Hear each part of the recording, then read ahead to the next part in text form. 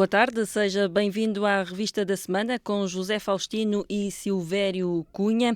Esta semana começamos com Marcelo Rebelo de Sousa, que acusou os Estados Unidos da América de favorecer a Rússia em detrimento da Europa.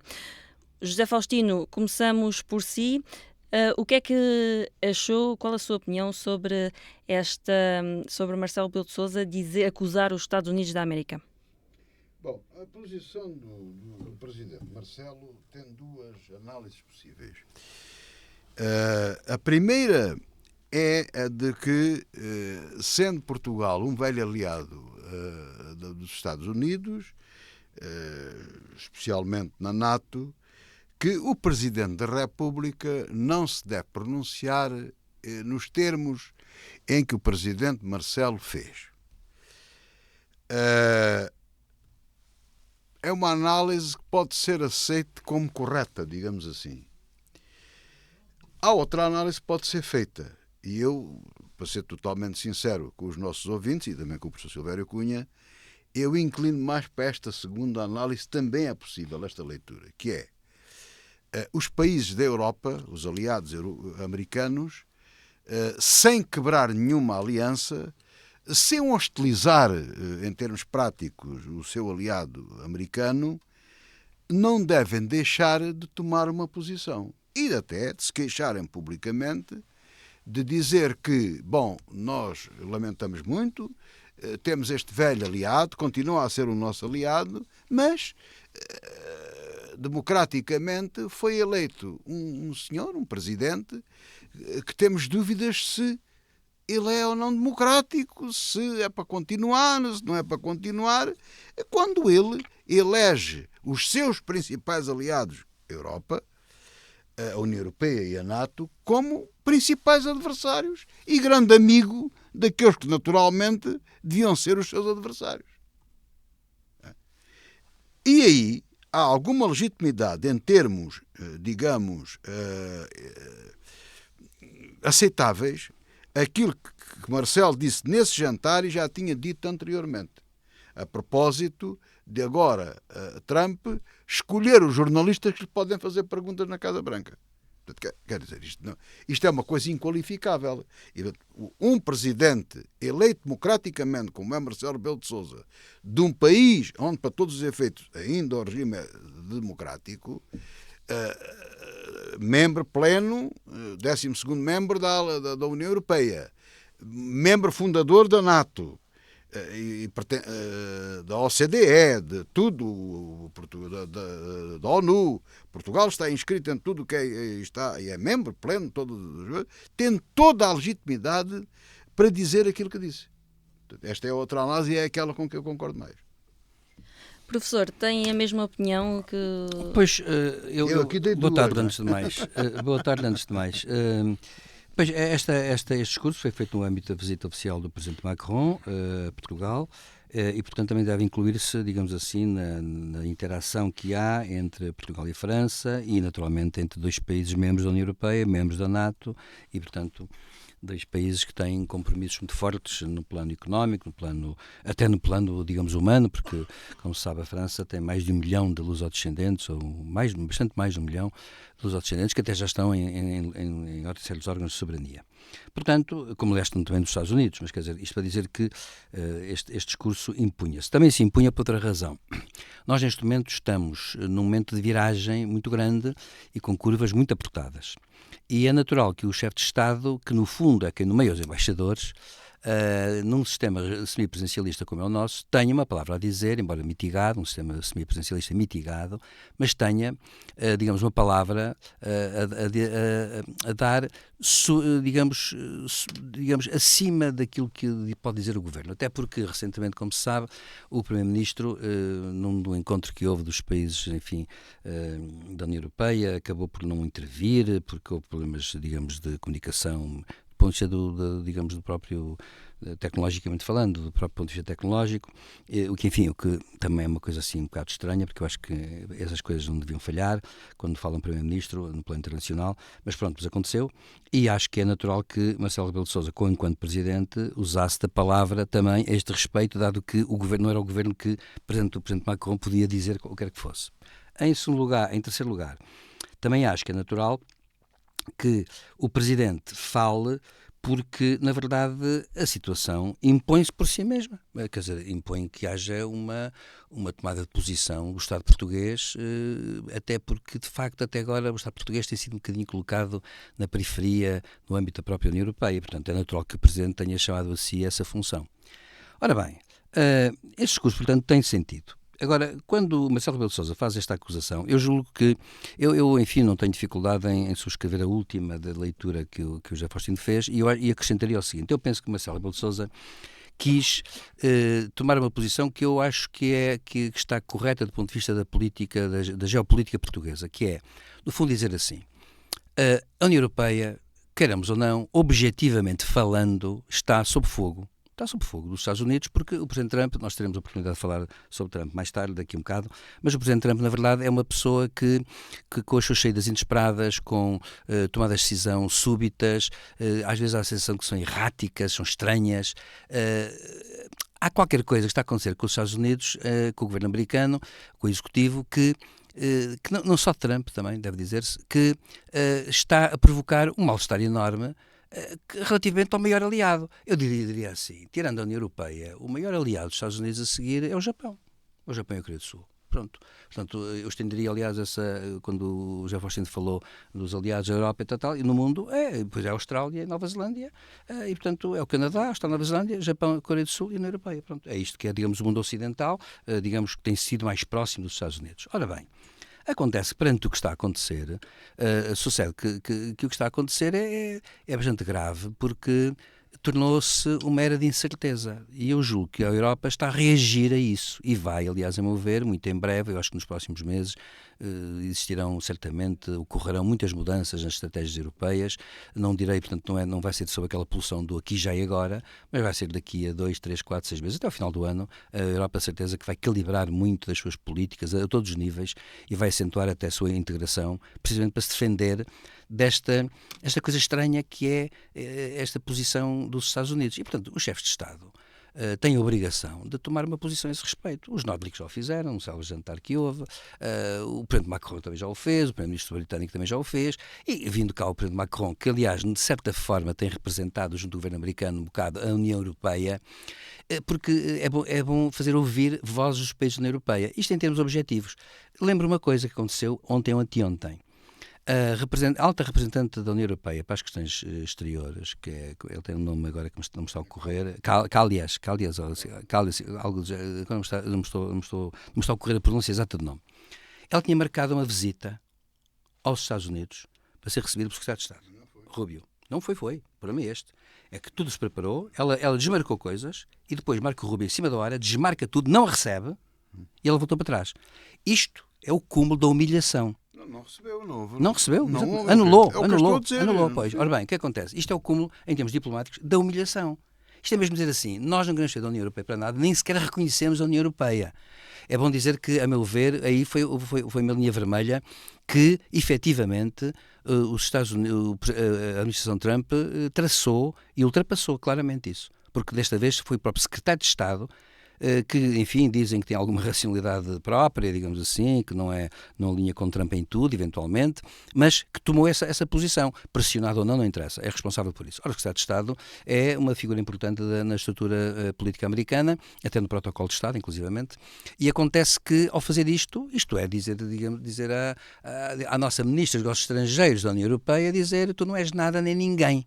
Bom, portanto, eu acho que Marcelo Rebelo de Sousa esteve bem em fazer este discurso, porque é a altura também do governo português no Conselho Europeu se afirmar. Independentemente agora de estarmos aqui com cidades, Estados Unidos aqui, a Rússia acolá, quer dizer, claro, há uma geopolítica toda por trás. Mas enquanto Estado soberano, membro de uma aliança de Estados, era a altura do governo português afirmar a sua posição. E o governo português não o fez, enfim, por razões que eu agora não estou a escalpelizar, não me interessa escalpelizar agora neste momento aqui, mas o chefe de Estado tem que fazer, e fez-lo, e uma vez fez bem, e teve, como se vê, o suporte imediato do Presidente Macron, que concordou completamente com Marcelo Rebelo de Sousa, o que eu penso que foi importante para a afirmação, digamos assim, digamos assim, para a afirmação de Portugal e, no fundo, o contributo de um Estado da União Europeia para isso. Eu estava agora aqui a ver, é Kaja Kallas. Kaja Kallas é que é a alta representante. É, exatamente, Kaja Kallas. O Jota deve-se ler aí, provavelmente, também. Ele é da Estónia, da Letónia, penso eu. Bom, portanto, em suma e concluindo, só para dizer, eu acho que o que fez Marcelo foi, o que eu achei mais relevante até, foi posicionar Portugal de novo, porque o governo português tem estado, a meu ver, muito periférico nesta crise toda. E eu acho que o Presidente da República quis colocar de novo o país, digamos, dentro do Conselho Europeu e fez isto com Macron, que é uma grande oportunidade, porque é o chefe de Estado europeu que neste momento tem mais força no âmbito da União Europeia. Macron, que está de visita a Portugal, ontem em Lisboa, hoje no Porto. José Faustino, como é que vê esta visita do presidente francês a Portugal? Vejo que é uma visita importante. E é importante a visita que fez a Portugal. Eu penso que ele deve estar a fazer um périplo pelos países da Europa e isto tem algum significado. A visita que ele fez aos Estados Unidos, tal e qual como o primeiro-ministro inglês. Por dois motivos. Porque a França é de facto da União Europeia, a Inglaterra saiu, mas nesta unidade de defesa e tudo isso, aquilo que se começa a preparar, a Inglaterra está dentro, como é natural. E as visitas que foram feitas aos Estados Unidos, é preciso lembrar, estou convencido que eles o lembraram, o presidente americano, embora se possa esquecer, que são potências nucleares. A França é o único país da Europa que é uma potência nuclear. É bom não nos esquecermos disto. Tal como a Inglaterra, que infelizmente saiu da União Europeia, é uma potência nuclear.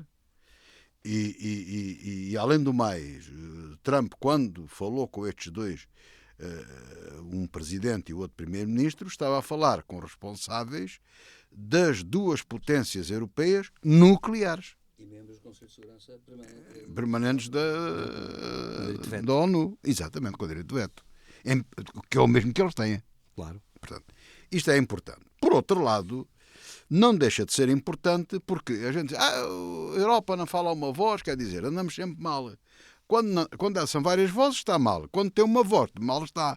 Não, a França é um membro pleno, como digo, potência nuclear e um dos principais países da Europa, não é a principal economia, mas a principal economia, que é a Alemanha, da Europa, terceira economia do mundo, estava em eleições. Representar a Europa, digamos que nós estamos mal representados. Pela França e pela Inglaterra, não estamos mal representados. Bom, na mesma semana em que o presidente francês visita os Estados Unidos, nesta conjectura internacional, eu acho que a visita a Portugal é importantíssima. Portanto, eu acho que ela é importantíssima e como se está a ver, tem todo o interesse porque permite trocar impressões. Por outro lado, há acordos multilaterais entre a França e Portugal, nomeadamente o fornecimento de armamento e questões militares que normalmente não são referidas e que para mim são as mais importantes. Professor, como é que vê este encontro, esta visita do presidente francês a Portugal? Sim, eu acho que eu subscrevo o que diz o José Faustino, é importante. Quando um líder de uma potência, superpotência, digamos assim, podemos dizer que no fundo continua a ser, a França continua a ser uma superpotência, até porque, é bom lembrar uma coisa também já agora, lembrar um ponto histórico. Quando a França tornou-se uma superpotência, digamos, reforçada, quando entrou no seu programa nuclear e utilizando as diversas bases que tem no mundo, o general de Gaulle, digamos, elaborou, certamente o governo, naturalmente, e os seus órgãos competentes, elaboraram um projeto, digamos, geopolítico de defesa que tornou a França, de facto, numa potência nuclear com capacidade de ação a todos os azimutos, como se costuma dizer. Porquê? Porque os franceses continuam a manter bases militares em todo o mundo e desenvolveram muito a sua força nuclear na base dos submarinos. Os submarinos podem deslocar-se pelos oceanos todos, portanto podem lançar mísseis de qualquer lado. E acontece que os franceses têm satélites próprios, têm na Guiana Francesa uma grande base de satélites, como sabem, não domínio francês, têm no Tahiti. Portanto, os franceses têm, ao contrário do que se possa pensar, além do hexágono que tem ali, que tem aqui na Europa, têm depois um conjunto de territórios pequenos, mas que são territórios que efetivamente lhes asseguram uma expansão mundial no plano geoestratégico também. Portanto, a França é importante, é um país importante do ponto de vista militar, até porque tem armamento próprio, tem tecnologia própria, tem tudo isso, e portanto, no plano da correlação de forças geopolítica é um país relevante. Portanto, o Macron vir a Portugal é realmente importante e, além disso, tem a importância de unir mais, no fundo, Macron, o que pretende fazer é também, de algum modo, e o discurso do nosso Presidente da República vai nesse sentido, é, de algum modo, liderar a Europa, a União Europeia neste momento, e ser, digamos, a cabeça de cartaz, porque alguém tem que ser, efetivamente, e Macron é o único que consegue ser, e como se vê até,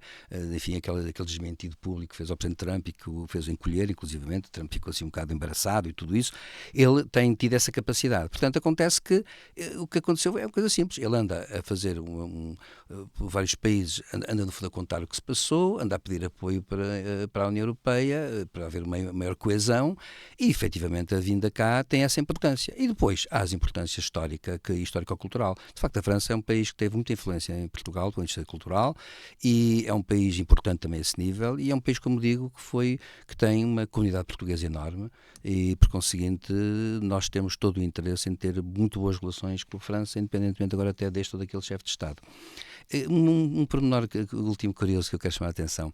É engraçado que está a acontecer agora, na última fase do mandato de Macron, uma coisa curiosa, que acontecia também com De Gaulle, diga-se passagem. De Gaulle era um homem que, como chefe de Estado, superentendia em toda a França, mas o primeiro-ministro ocupava-se das questões internas. E ele era da política internacional.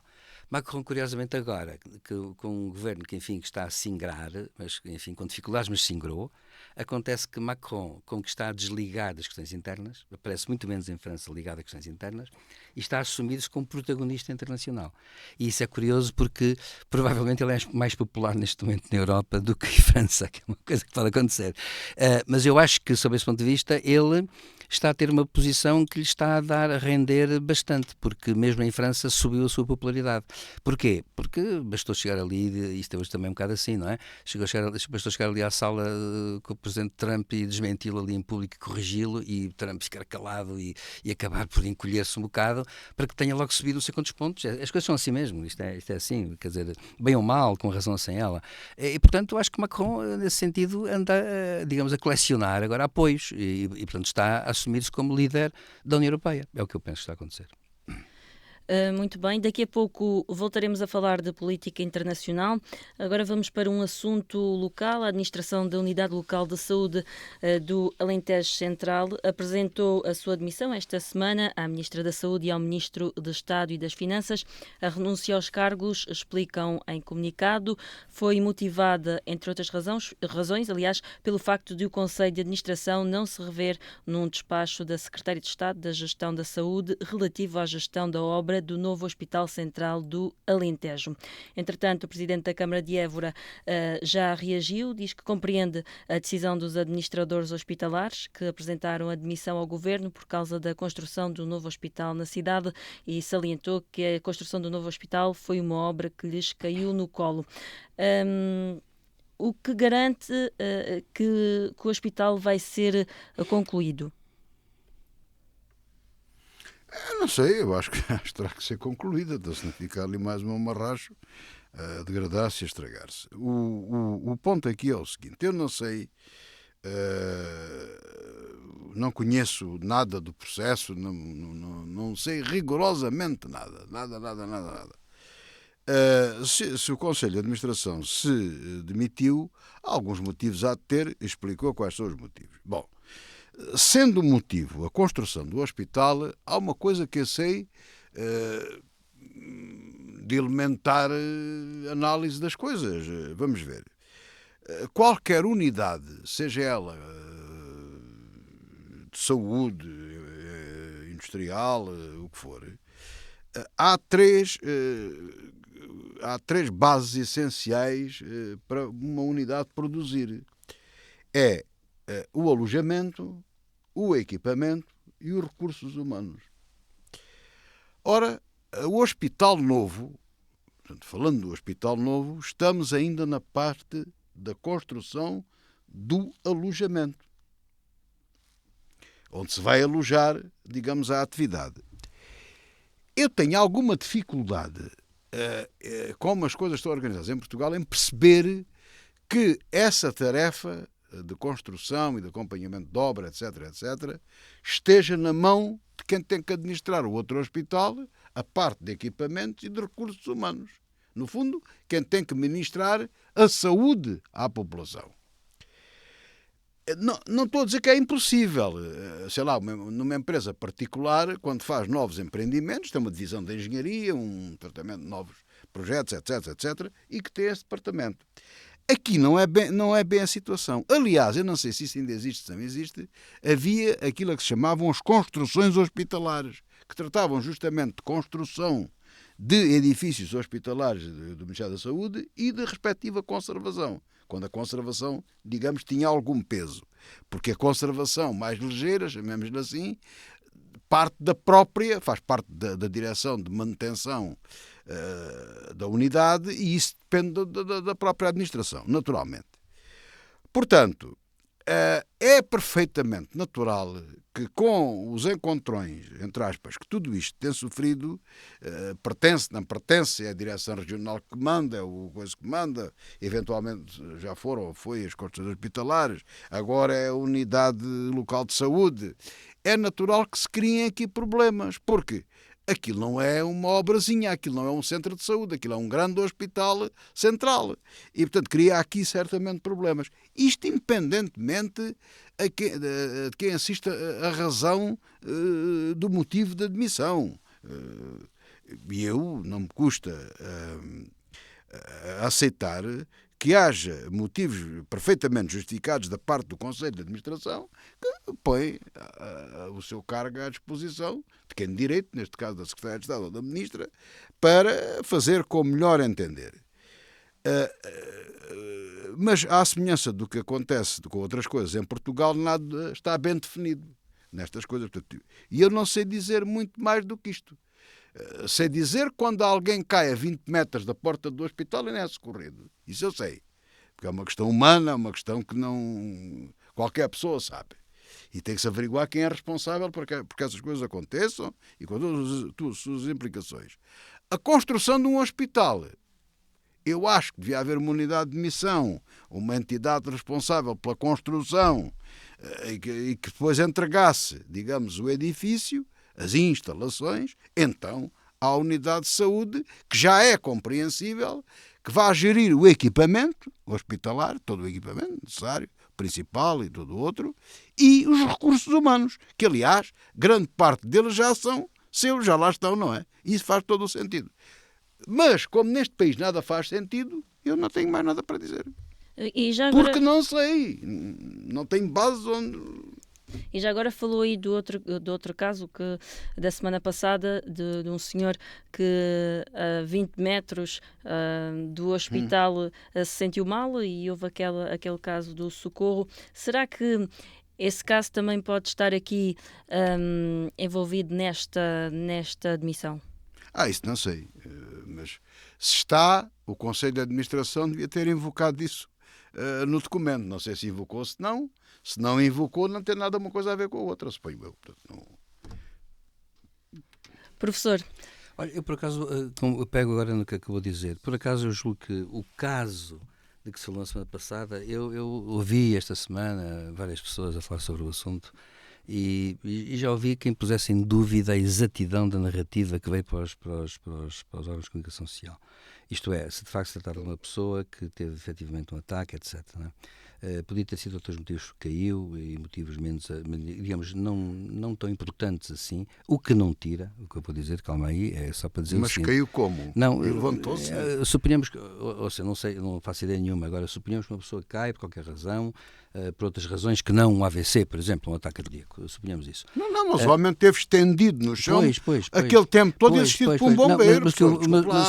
Não, é que eles andaram a branquear. Sim, Eu já aqui disse, os funcionários do hospital deviam estar calados e dizer, nós cumprimos as ordens que nos deram.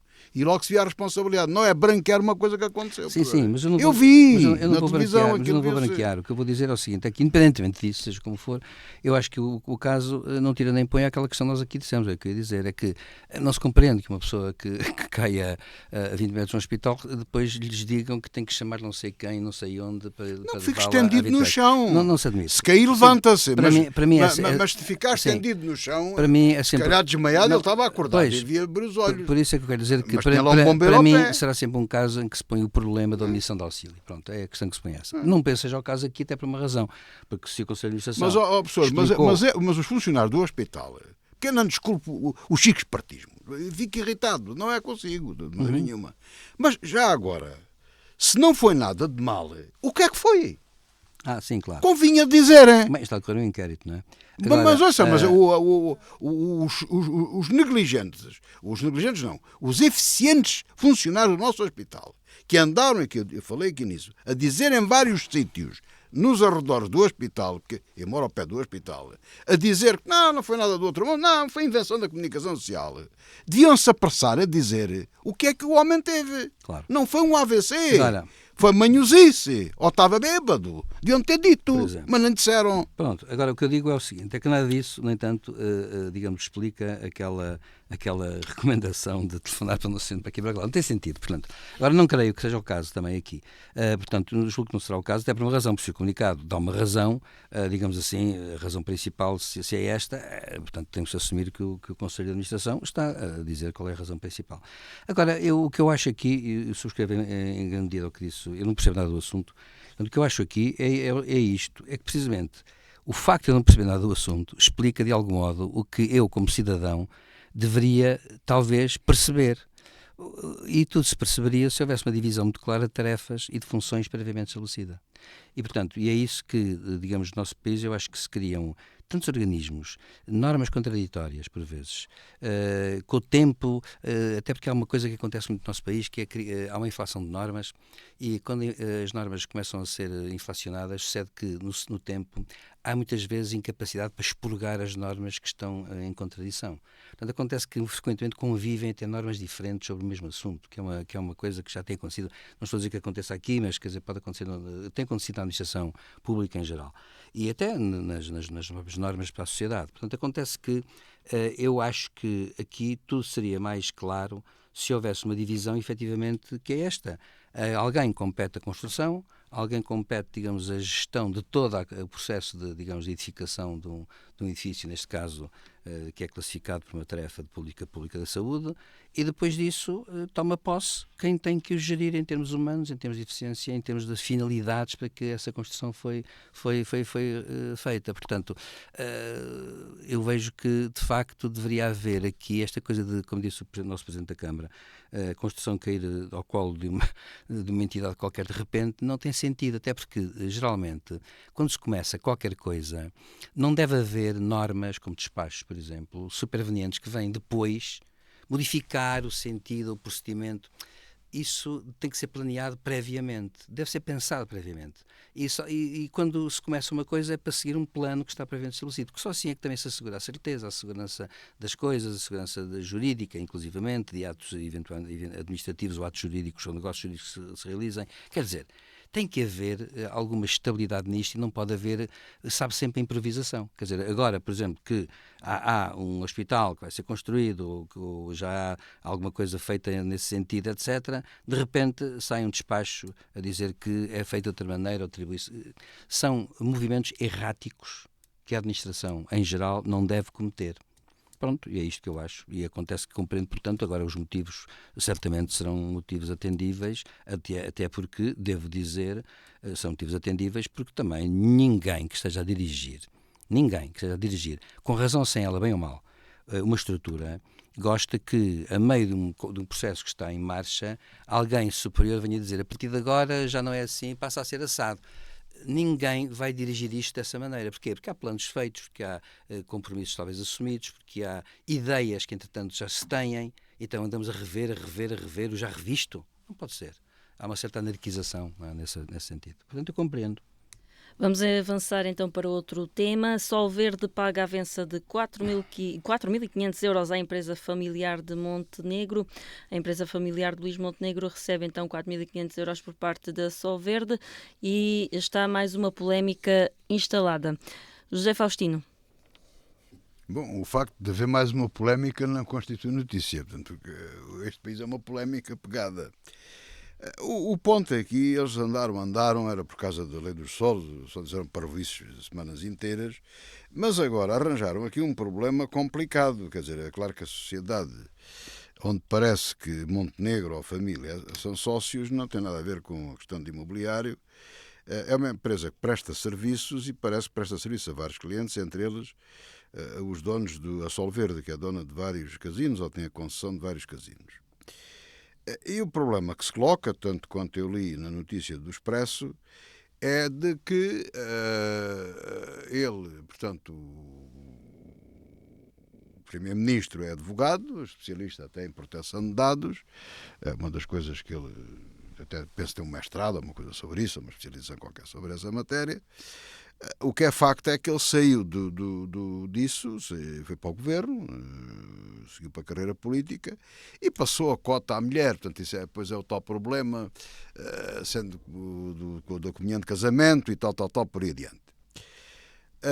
E parece também ser certo que essa mesma empresa presta esses tais serviços, naturalmente da Solverde, já puseram para aí das concessões dos jogos e não sei o quê. Isso é atrapalhado igual à dos solos, não é relevante. Agora, o que tem aqui importância no meio disto tudo é o pagamento de uma avença, pelo menos da Solverde, de 4.500 euros por prestação de serviços. E se até aqui não há nada de especial, porque a senhora, ainda que seja Solverde educadora de infância ou coisa do género, é dona da empresa, é sócia-gerente, muito bem, ela contrata determinados especialistas, juristas, advogados, etc., nomeadamente juristas, que fazem os pareceres e que vão respondendo às solicitações que o cliente lhe pede. Até aqui nada de especial. Mas a notícia vai mais longe e faz a comparação entre as despesas da empresa e as suas receitas. E, de facto, há uma disparidade pouco compreensível. Porque, vamos admitir que, agora sou eu a dizer, um jurista, e é um exemplo, apenas um número académico, um jurista que passa um recibo de um determinado serviço de 1.000, não é? É natural que a empresa ponha despesas e tal, tudo isso reverte-se num custo, digamos, numa faturação que irá dar, por exemplo, 1.500, coisa do género, não é? É razoável aqui que tenha um lucro de 30% ou mais qualquer coisa, ora, iria aos 2.000, portanto havia aqui um custo de alguém que faturou 1.000, mas que iria para o dobro. Ora, parece que os números, pelo menos que eu vi, vão muito além disso, não é? Portanto, há aqui um desfazamento de números entre os custos e a receita, não é? Que não são lógicos. Ou, por outra, são excessivos em termos de demonstração de resultados. Em termos de resultados, são excessivos. Mas isto não se sabe mais do que isto.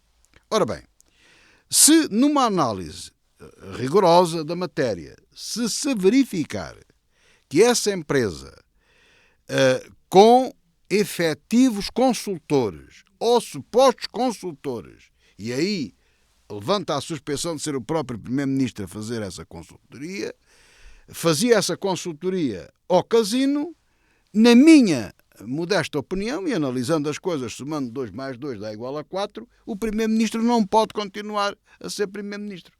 Tem que se demitir. Porque o cargo de Primeiro-Ministro é exclusivo, tem exclusividade de funções. Mas não baralhar com o facto, ele pode ser riquíssimo, pode ser sócio dos maiores grupos económicos, pode ser proprietário, pode ter imensas coisas. Ele não pode ter cargos de gerência, nem pode ter outra atividade que não seja a de primeiro-ministro. Não nos baralhemos. O que está aqui em causa é despesas e receitas da empresa da qual ele foi ou é, direto ou indiretamente, sócio. Esse é o problema. E se provar ou se não se provar que efetivamente era ele que prestava o serviço. Não comecem a inventar. Este é que é o problema. E que não é um problema pequeno. E se vier a provar que era ele que prestava esse serviço, sem qualquer dúvida, não tem condições para continuar como Primeiro-Ministro. Professor, entretanto, Luís Montenegro diz que vai avaliar a situação pessoal e política e falar ao país este sábado pelas 20 horas. O que é que poderá sair daqui desta comunicação de Luís Montenegro? Bem, eu começo por dizer, eu acho que nós estamos uma crise política, claramente. Abriu-se uma crise política com este episódio que hoje o Expresso trazendo claramente na primeira página. É evidente que é uma crise política. Bem, mas eu começava por dizer uma coisa... É uma crise política e o Euromilhões para o Chega. Sim, até certo ponto. Agora, o que acontece é que eu ia começar por dizer uma coisa que é a seguinte, é que isto faz lembrar, realmente a sociedade portuguesa, os assuntos começam a cair em catadupa e quando caem começam depois a marinar e criam muitas percepções. As percepções, aliás, o nosso Primeiro-Ministro disse uma coisa há tempos a respeito da segurança, que as percepções também deviam ser ponderadas porque também faziam parte da realidade, porque uma pessoa que sente uma coisa, mesmo que não seja verdade, sente-a. É assim. Sei lá, eu vou pôr assim a questão de outra maneira. Uma criança de 5 anos, se vir um cão que não morde ninguém, mas que se põe a ladrar, a saltar à volta dele, tem medo. Nós sabemos que quem estiver ali ao pé sabe que o cão não lhe vai fazer mal, mas a criança não sabe, portanto sofre na mesma. Ora bem, as percepções têm esse problema. Eu achei graça porque quando se fala muito desta questão das percepções e do mundo ser de percepções, eu sempre ouvi, eu vou dizer já uma coisa que é assim, eu não posso citar a fonte porque não sei, mas eu sempre ouvi muita gente bem informada que viveu no anterior regime, que Salazar teria dito em tempos, talvez nos anos 50 ou 40, que do século passado, teria dito uma coisa que hoje é atualíssima. Ele disse que em política o que parece é.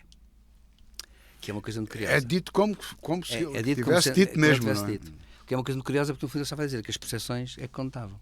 Ele teria dito isto com 70 anos de antecedência face às fake news e estas coisas todas que estão a acontecer. Bem, os factos políticos sempre foram muitas vezes fabricados e, portanto, a gente sabe que tem, digamos, o nosso Presidente da República, aliás, é conhecido por que, enquanto jornalista, também tem dito que muitas vezes criava factos políticos e tal. Bem, portanto, as percepções contam. O que é que sucede? É que criou-se um ambiente muito mau nos últimos tempos em torno do governo, sempre com ataques permanentes, digamos, a questões ligadas a membros do governo, isto, aquilo, aquilo, para aqui, para lá, falhas, omissões, frases menos felizes, por exemplo, estou-me a recordar isso nas redes, as redes sociais aí são terríveis, porque obviamente amplificam um nível de percepção, precisamente, e depois, é claro, tudo é facilmente descontextualizável, até porque, hoje em dia, pode-se passar 3 segundos de uma comunicação de 30 minutos, e estes 3 segundos podem fazer uma diferença enorme se lido tudo no seu contexto.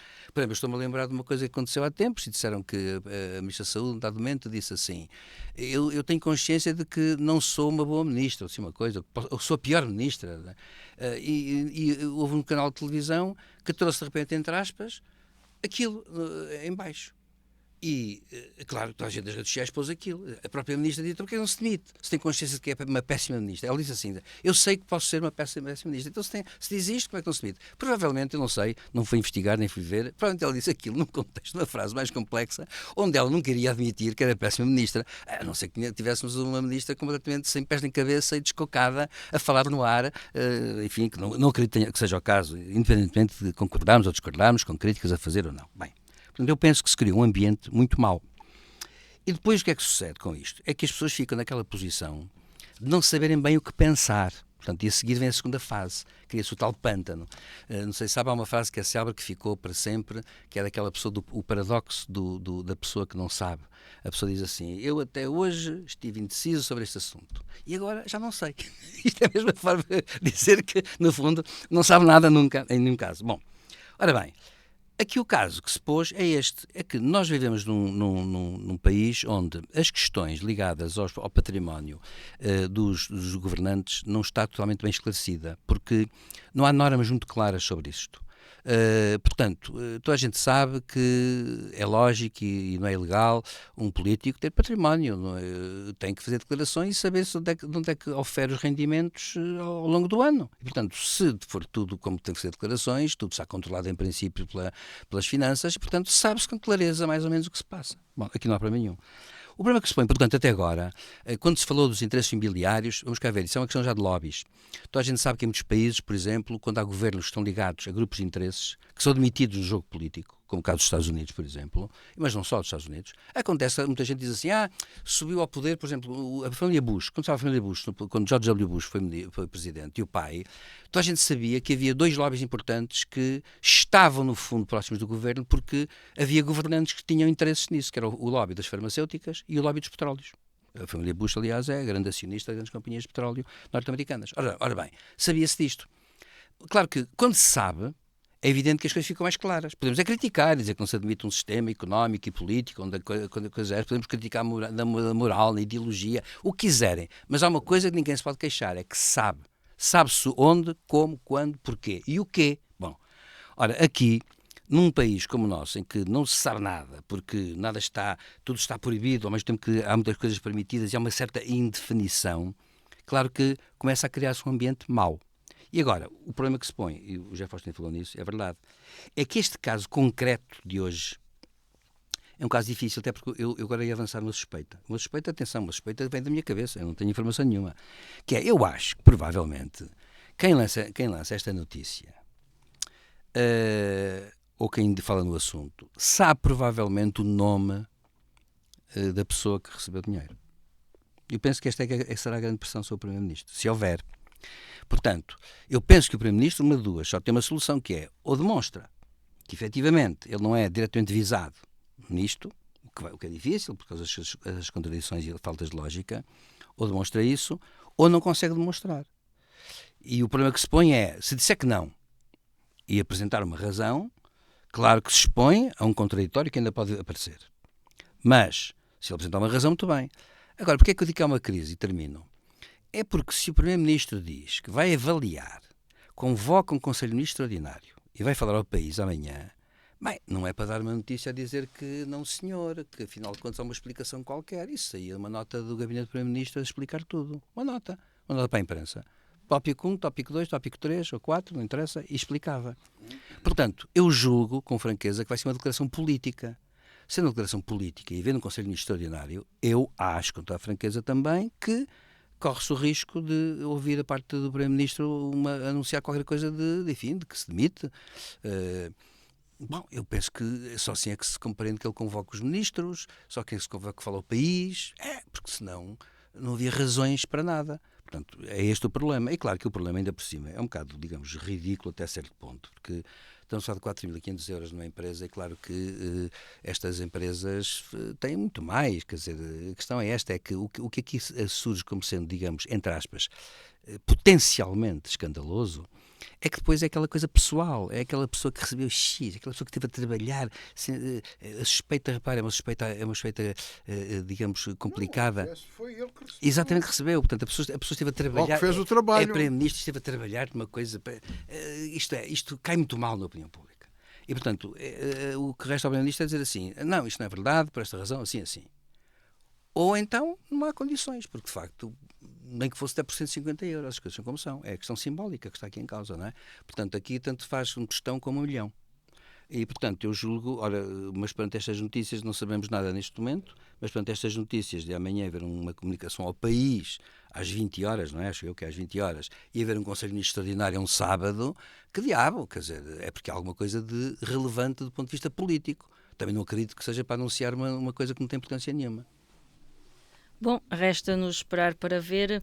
Vamos esperar então para ver o que Luís Montenegro tem para dizer ao país. Ora, voltamos à política internacional. Conservadores confirmam vitória na Alemanha e direita radical tem votação recorde. José Faustino, que análise é que faz ao resultado eleitoral? A análise que faço é aquela que se tem vindo a falar. Não há aqui nenhuma surpresa. Eu só não tenho aqui a certeza, os verdes chegaram a entrar ou não. 11%. Quanto? 11%. Pronto, faltava-me aqui essa coisa. Tanta coisa que... Agora, a CDU, portanto, que é o Partido da Democracia Cristã, não é? Vai formar governo, já se sabe quem é que vai ser o chanceler, que o Presidente irá convidar para chanceler. Penso que as contas dão para que a CDU com o SPD formem governo, o que é desejável, três, só num caso de necessidade, não é? Não estou aqui a pôr em causa nada a respeito dos verdes, mas quer dizer, começa a ser confusão a meio. Ou seja, quem tem governado a Alemanha tem sido aquilo que a gente cá chama o centrão, que não gostamos muito, mas lá que eles gostam muito. Ou seja, os sociais-democratas, vamos dizer chamar, democratas cristãos, o equivalente ao PSD e o equivalente ao Partido Socialista, que é o SPD. Portanto, eu estou convencido que isso vai acontecer e também estou convencido, devido à crise internacional e na Europa, que vai demorar, eles tradicionalmente demoram muito tempo, até meses, a fazer um acordo de regime, um contrato e tal. Bem, isso é capaz de fazer, mas vão fazê-lo depressa. Vão fazer depressa, talvez com menos páginas, e é desejável que o façam. Porque a Alemanha tem que ocupar o lugar que lhe compete e mais. Tem que fazer uma recuperação económica da Alemanha muito rápida. E mudar de políticas muito a sério, dentro até do contexto da própria Europa. Porque a Europa agora, como as coisas estão, tem que pensar, tem que rever, por exemplo, a Europa tem que rever a sua política de imigração, que aliás houve uma grande divergência entre este homem que vai agora para a chanceler e a senhora Merkel, que são do mesmo partido. Tem que rever e ver muito bem a política energética, porque eu não digo que volte para o carvão, mas a Alemanha estava a desmantelar, ou já desmantelou todas as centrais nucleares. Pois, se calhar tem que as repor ou fazer centrais novas, porque o custo de energia é fundamental nesta situação. E vai haver aqui um esforço tremendo que é necessário a Alemanha recuperar, é o motor económico da Europa. A Alemanha tem que recuperar na economia normalmente, tem que intensificar a parte do armamento militar e para que isso tudo aconteça é fundamental ter energia barata.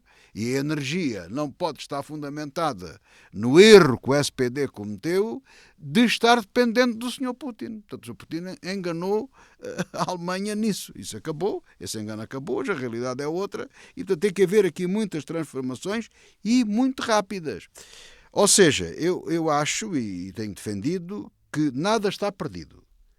Eu não gosto de ser otimista nem pessimista, gosto de ser realista.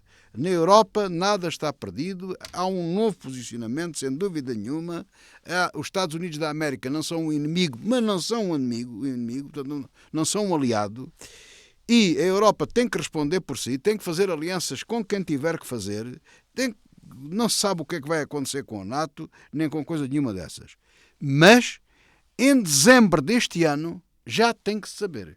Neste momento não sabemos, mas em dezembro já temos que saber. Mas não é só saber. Temos que ver resultados, temos que ver coisas, tem que haver coisas palpáveis, tem que haver coisas concretas. E isso é um grande desafio. E é um grande desafio para o futuro chanceler alemão. Professor, o que vai mudar na Alemanha e que impacto é que poderá ter na Europa? Bem, mudaram bastantes coisas e há uma questão interessante a colocar. Eu, por acaso, tive a oportunidade de ler, melhor dizendo, uma análise das eleições alemãs muito pormenorizada, feita por um politólogo francês que estuda muito a política alemã e que depois publicou um texto em que explica isso com muitos gráficos e que explica muito bem uma coisa para já, que é preciso dizer, é que a Alemanha continua a haver duas Alemanhas. A ex-RDA e a ex-RFA, que são muito diferentes do ponto de vista da composição económica, socioeconómica, etc. E acontece que isso é muito visível, de uma forma inacreditável, decompondo isto nos vários fatores que têm a ver com o eleitorado. Por exemplo, A RDA continua com um PIB que é, digamos, muitíssimo mais baixo que o PIB das regiões da RFA, da antiga República Federal Alemã. Portanto, continua a ser a parte da Alemanha mais pobre. É a parte da Alemanha que tem mais desemprego, mas substancialmente mais que a outra. E é curioso que, se formos aos Estados Federados, vê-se, é sempre o mapa da antiga da ex-RDA e face à ex-RFA. Portanto, são duas Alemanhas diferentes. Outra coisa importante, o eleitorado tem composições muito especiais. Por exemplo, notou-se, está a ver, aliás, em muitos países europeus está a acontecer a mesma coisa, e nos Estados Unidos também, mas na Alemanha desta vez já há notícias disso. Por exemplo, a Aliança para a Alemanha, que é o partido da extrema-direita, que quase duplicou a sua votação, é um partido que, na verdade, anuncia o que são as novas direitas, digamos, mais radicais na Europa. Por exemplo, é o partido, e isto também coincide com a RDA, é o partido que teve uma votação maciça na RDA, na antiga RDA, e muito menor na RFA. Por exemplo, o presidente do partido, na sua circunscrição, teve 48% dos votos. Mas, ao mesmo tempo, tem um nível de votação dos 30% e mais na ex-RDA e muito menos na antiga República Federal da Alemanha. Segundo, o eleitorado da Aliança para a Alemanha é um eleitorado que, na sua grande maioria, não acredita na religião e em Deus, que é uma coisa nova nas direitas radicais, que eram tradicionalistas. E usavam os pergaminhos dos valores antigos, da religião. Esses conservadores estão na CDU alemã. Portanto, é uma novidade. E isto tem muito a ver com o quê também? Com a cultura política da ex-RDA, que é de uma população que entre 33 e 89 esteve, quer sob o domínio nazi, quer sob o domínio comunista, não tinha uma cultura política muito ligada à religião, pelo contrário, porque o regime hitleriano também era antirreligioso. Depois, outra coisa que conta muito agora, que é, o que é que se notou? Notou-se que quem causou a crise, que foi o Partido Democrático Livre, isto é, os liberais, não entra no Parlamento, teve 4,7 e não entra. Como se sabe, a Alemanha antes tinha um Parlamento que tinha um número variável de deputados. Agora não, são 315 eleitos por lista, 315 uninominais. Nos 315 por lista não entra quem tiver menos de 5%. Nos 315 uninominais não entra quem tiver menos de 3 eleitos. Ora, o Partido Democrático Livre, os liberais, teve 4,7 e o BSV, que é um partido, digamos, populista de esquerda, isto é, muito conservador no plano das imigrações, no plano dos costumes por aí fora, mas ao mesmo tempo muito coletivista e muito socializante nas questões económicas e sociais, também só teve 4,6 por aí, portanto também não entrou. E é isso, aliás, que vai permitir fazer a coligação. Porque se eles tivessem entrado, não haveria coligação sem 3 partidos. O que é que sucede é que os verdes baixaram, pouco, mas 13 passaram para 11, o SPD baixou muitíssimo, foi uma derrota monumental, e acontece que o partido da esquerda, Linca, duplicou quase a votação, portanto o partido da extrema-direita e o partido da extrema-esquerda duplicaram a sua votação. E então entraram, digamos, bastantes deputados. Deve dizer até uma coisa curiosa, Berlim, que é o único caso na ex-RDA que sempre esteve isolado da RDA, dominada da RDA, da República Democrática Alemã, em Berlim, curiosamente, ganhou o partido da extrema-esquerda, Die Linke. É que ganhou. Teve mais votos. É uma coisa também curiosa. Segunda questão curiosa, as mulheres muito ligadas ao Die Linke, as mais novas, e os jovens mais novos, muito ligados à AfD. Ou seja, há um conflito geracional muito curioso. Nas gerações mais jovens, os homens, o género masculino muito ligado à extrema-direita, o género feminino muito ligado à extrema-esquerda, que é uma coisa muito curiosa, que já está acontecendo nos Estados Unidos e que está a acontecer um pouco por toda a Europa. Isto é uma coisa interessante. E, portanto, o que é que sucede?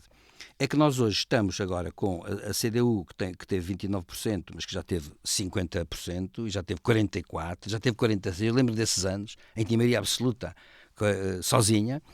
A CDU alemã está enfraquecida e, claro que a coligação SPD-CDU, se não faz grandes modificações no sistema, está perdida. E nas próximas eleições a AfD ganha. Portanto, a meu ver, é um bocado isto que está a acontecer. Agora, há aqui uma novidade, e com isto termino, que a novidade é esta, é que de facto as eleições alemãs mostraram um novo tipo de posicionamento, digamos, das forças políticas em função daquilo que vou chamar concepções do mundo. E as concepções do mundo variam muito e mudaram muito, à esquerda e à direita. E, portanto, é essa a questão que se coloca agora. Vamos ver o que é que vai dar. Muito bem, passamos então para o último tema. Estamos quase a terminar o nosso programa. Trump emenda discurso e manifesta agora muito respeito por Zelensky. José Faustino, há aqui uma mudança de discurso. Mas lá está, isso não constitui novidade. O presidente Trump muda discurso em qualquer altura. Não, o grande problema continua a ser o mesmo da semana passada. Aliás, hoje já verificámos, ao dia de hoje, passados uns dias, que há outros comentadores, não somos só nós, ou outros analistas, que dizem, e começa-se a perceber cada vez mais, e já se vê pessoas a defender até com mais convicção do que eu, que de facto Trump está dependente de Putin. Isso percebe-se. Eu acho que o mundo mudou não no dia 20, mas no dia 12 de fevereiro. Não foi no dia 20 de janeiro quando ele tomou posse, foi no dia 12 de fevereiro quando ele telefonou, ou é suposto ter telefonado, a data do telefonema a Putin, não é? E ele vai falando, não é só sobre Zelensky, ele vai falando sobre diversas coisas que diz o contrário a seguir e depois vai emendando e não se lembra bem e mente sistematicamente o número da dívida e o auxílio que foi prestado e faz ali uma grande baralhada. O que é facto é que ele fez e propôs e por jeito conseguiu, está hoje, não sei os resultados disso, a gente está a gravar um bocadinho antes, hoje sexta-feira, Zelensky foi aos Estados Unidos assinar o acordo das tais terras raras. Eu tenho para mim que Zelensky enganou Trump. Aquilo não tem valor absolutamente nenhum. Porque eu não sou especialista em Minas, mas lembro-me do ouro da boa-fé, que agora parece que vai haver outra vez mais prospecção. Houve uma prospecção. Pois, houve uma prospecção e agora parece que vai haver outra. E outras seguirão, vai havendo prospecções. Que há ouro na boa-fé, há. Agora, ele não é rentável. Que há terras raras na Ucrânia e que há muita coisa na Ucrânia, que é um país rico, um subsolo rico, não há dúvida nenhuma. Agora, um mapa que eu já vi, ainda do tempo da União Soviética, que dizia as quantidades, as rentabilidades, os valores, etc, etc, aquilo é tudo ficção científica, não é? Aquilo não é nada real. De qualquer modo, Trump garante ali, digamos, um exclusivo na prospecção de tudo aquilo. Isso é vantajoso para os Estados Unidos. Mas é vantajoso para a Ucrânia, que no futuro, no dia depois, que tem um parceiro com peso, digamos, económico e técnico para poder fazer prospecção e explorar. E tem partilha, digamos, na exploração. Porque eles têm um fundo para a reconstrução, é bom, fala-se nisso, porque eu não conheço o acordo. Mas depois tem outro aspecto também importante. É que as empresas que exercerem lá a atividade têm que pagar impostos e tudo isso lá na Ucrânia. Portanto, eles beneficiam sempre disso. Porque quem explora os minerais e essas coisas em vários países não são os próprios, são sempre países de fora, empresas multinacionais que estão mesmo especializadas nisso, porque isso tem custos enormes, equipamentos especiais, etc, etc. Resta aqui um problema que é aquele que tem levantado mais dúvidas, que é o problema da segurança. É claro que, aliás, nós até temos o caso, lembrei-me agora, de Moçambique. Quando o exército, aquele islâmico, o ISIS, o Estado Islâmico, lá em Cabo Delgado, atacou, há lá uma mina de gás, e acho que são os franceses, que têm um exército privado e Total. tudo. Aguentaram até um certo ponto e em determinada altura foram-se embora, abandonaram aquilo pura e simplesmente, acabou. Os moçambicanos que se desenvencilhassem já regressaram, tanto quanto julgo saber. Mas de qualquer modo o Trump aqui tem alguma razão, portanto, estando lá os americanos, se eles lá estiverem, os russos também não atacam e de certa forma têm um exército, as empresas mineiras nestas circunstâncias têm defesa própria, têm segurança, não é? Portanto, há ali uma garantia, isso há. Ou seja, o valor deste tratado, tendo algum valor, não é aquele valor que se lhe possa atribuir. Tem a vantagem de ficar ali uma ligação entre a Ucrânia e os Estados Unidos, que já toda a gente percebeu que estão mais pró pró-Rússia do que pró-Ucrânia, mas esse tratado é bom. E, por outro lado, deu a vantagem diplomática a Zelensky de falar primeiro pessoalmente, que já tinha falado, com Trump do que Putin, porque eles, ainda que se saiba, ainda não se encontraram pessoalmente. Agora, como está tudo muito longe de um tratado, de um acordo de paz e do fim da guerra e tudo isso, estes pontos, parecendo aparentemente favoráveis à Ucrânia, e em alguns pontos são, de facto, também são vantajosos. Portanto, eu diria que aqui atribuiria, digamos, um empate técnico com alguma vantagem diplomática de Zelensky e da Ucrânia. Ou seja, dentro de um tabuleiro de jogo, com um jogo tão desfavorável que eles infelizmente têm tido, a jogada não é tão má como aparentemente possamos pensar. Posso estar enganado, admito que sim. Mas ainda vai faltar muito tempo. Porque o essencial disto vai ser o terreno com que, de facto, a Rússia fica na posse administrativa, porque de direito ninguém vai reconhecer, mas em que sítios é que fica, como é que fica o terreno, como é que vai ser garantida a paz, e isso é um problema que não vai ser difícil de resolver. É mais difícil chegar à conclusão do que resolver, sendo que os russos nem querem lá tropas nem europeias nem americanas, mas se calhar numa situação militar, se calhar os ucranianos também não precisam. Tudo depende da quantidade de tropas russas que lá ficarem. Depende de muita coisa, digamos assim. Também já se sabe que, devido ao mas também não é um grande aliado na NATO, os americanos não querem lá a Ucrânia. A novidade que aí está é, vou-lhe chamar, a União Militar Europeia, onde aí pode entrar a Ucrânia e onde eu penso que irá entrar, mais tarde ou mais cedo, com esta ou com outra condição, vai entrar de facto a Ucrânia. E eu não queria aqui também deixar de... Sempre tive esta convicção e cada vez tenho mais esta convicção. Há aqui uma pedra decisiva nesta situação, na diplomacia e tudo isto, e que também desequilibra isto para nós e que nos dificulta a análise disto, que é a Turquia. E penso até que a sede onde isto vai ser negociado, onde isto vai ser tratado, nem é a Arábia Saudita, mas sim na Turquia. Aliás, já se começou a ver esse jogo, não é? E a Turquia não tem uma posição completamente alinhada com a Rússia. Isso está fora de causa. Não digo que penda para o lado da Ucrânia, mas é muito mais neutra do que a China ou de qualquer outra das forças em presença dessas, não é? Até mesmo do que a própria Arábia Saudita. E portanto, há aqui muita coisa a conjugar-se que ainda estamos longe, de facto, de uma solução final. De qualquer modo, não sendo uma vitória total, penso que a Ucrânia traz dos Estados Unidos alguma vantagem neste acordo que fez com o Presidente Trump. Professor.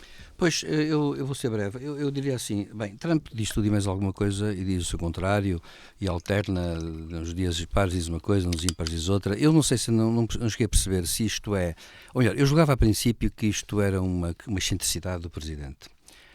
Em parte pode ser, mas há uma coisa que, no entanto, é grave e que passou despercebida muito da parte da opinião pública, embora tenha sido também muito falada. Houve uma proposta de resolução do Conselho de Segurança na ONU, proposta pelos Estados Unidos, que é escandalosamente pró-russa. E que, se for adotada, é uma proposta que acaba por pôr a Rússia e a Ucrânia quase em pé de igualdade, em termos de direito internacional, e, digamos, é uma coisa que, aliás, fez os governos franceses e inglês ficarem furiosos e disseram já que é inaceitável, isso não pode ser, e que essa resolução não vai poder passar e eles vão ter que vetar isso no Conselho de Segurança, porque se não vetarem, isso é assumir que a União Europeia estamos a tornar, digamos, a Rússia como... Estamos no fundo, a equiparar tudo outra vez, então estamos a desdizer tudo o que foi dito nestes últimos anos, etc, etc, etc. Portanto, é algo de impensável e que mostra uma coisa, mostra que a administração Trump, portanto, aqui já tem uma posição estratégica clara, pró-russa. Então, isso fica claro aí. Essa proposta, este projeto de resolução é um projeto que é muito, muito desfavorável à Europa e à Ucrânia, porque até nem sequer fala em ilegalidades por parte da Rússia. Portanto, vem na sequência daquela célebre frase do Trump que dizia: como eles tiveram muitos mortos, coitados, também têm direito ao território ucraniano, que é uma coisa sem pés nem cabeça, porque eles entraram no território ucraniano, independentemente de quaisquer outras considerações. Portanto, não se percebe. Agora, a questão que se põe é esta, é a seguinte: é que eu acho que, na verdade, o Trump Trump tem aquela forma, digamos, negocial de olhar para as coisas como se fosse realmente um negócio onde toma lá da cá. Portanto, pede 100 para ter 40, portanto, depois no fim diz que até venderia por 30, aceitaria por 30, não é? Portanto, é uma pessoa assim. Agora, o que é preocupante para mim é o seguinte: é que seja como for, dê para onde der, há uma coisa que ficou e que ultrapassa claramente a questão da Ucrânia.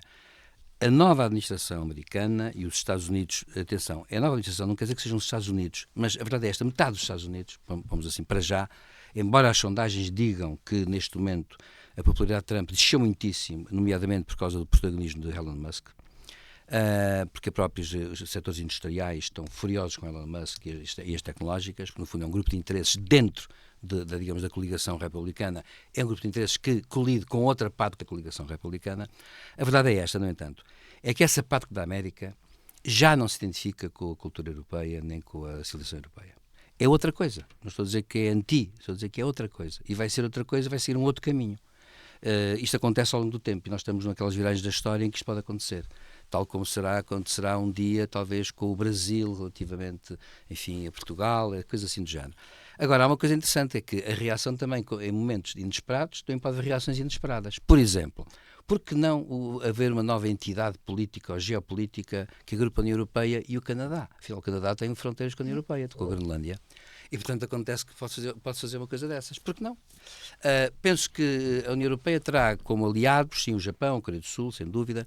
A Austrália e a Nova Zelândia não percebo, mas que a nova administração de Trump está completamente ao contrário, está. Agora, houve já uma coisa que foi também escandalosa, não sei se as pessoas se deram conta disso, veio nas notícias. A administração de Trump tirou o Canadá de todo o sistema de informações secretas que partilhava com outros países, como a Nova Zelândia e como a Austrália. Portanto, o Canadá foi proscrito. Qual é o outro efeito curioso? É que Trump, com aquelas tretas todas sobre o Canadá, ao dizer Canadá para aqui, Canadá para lá, e Canadá é nosso, inverteu por completo as sondagens das eleições canadianas. Os liberais de Trudeau, que estavam 25 pontos abaixo dos conservadores, estão agora a superar em todas as sondagens conservadores por uma grande margem, porque o Canadá, de algum modo, uniu-se em torno do seu primeiro-ministro. Porquê? Porque ele foi desconsiderado. Aliás, Trump desconsiderou o Canadá na pessoa do primeiro-ministro, de uma forma que o primeiro-ministro o Trudeau ultrapassou muito bem, de uma forma muito correta, firme ao mesmo tempo, e que mostrou que, no fundo, Trudeau é um estadista. E acontece que isso tem efeitos agora nas eleições internas canadianas, em que provavelmente até pode acontecer que o Partido Liberal canadiano ganhe as eleições. E estava há um mês 25% abaixo dos conservadores. Seria uma vitória retumbante do Partido Conservador. Não. Agora está a reunir os votos da gente e imenso eleitorado conservador está a votar quer votar no Partido Liberal. Claro, as sondagens são o que são, mas isto está uma coisa curiosa, é que Trump não percebe que o que faz também tem efeitos contrários àquilo que ele pensa. As ameaças que se transformam em oportunidades. Muito bem, e chegamos assim ao final da revista da semana. Obrigada ao professor Silvério Cunha e José Faustino, e tenha um resto de boa tarde.